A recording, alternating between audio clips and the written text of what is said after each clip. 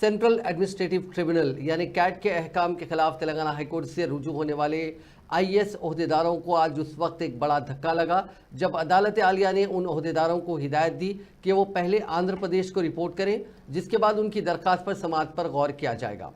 Cat के अहकाम के खिलाफ चंद आईएएस ओहदेदारों ने तेलंगाना हाईकोर्ट में लंच मोशन पिटीशन दाखिल की थी, जिस पर समाअत करते हुए हाईकोर्ट ने आईएएस ओहदेदारों के अम्रपाली, रोनाल्ड रॉस, वी करुणा और वानी प्रसाद को पहले कैट के अहकाम के मुताबिक आंध्र प्रदेश रिपोर्ट करने की हिदायत की और कहा कि कैट ने उन्हें रिपोर्टिंग के लिए जो डेडलाइन दी थी उसी के मुताबिक अमल आवरी की जाए।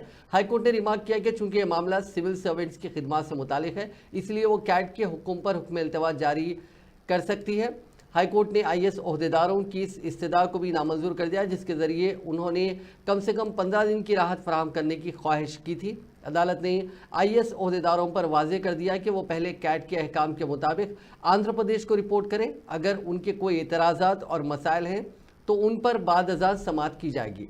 अदालत आलिया ने मजीद कहा कि आईएएस ओहदेदार अवाम की खिदमत के लिए होते हैं और जिस इलाके में उन्हें खिदमत का मौका फराहम किया जाए उन्हें इनकार नहीं करना चाहिए।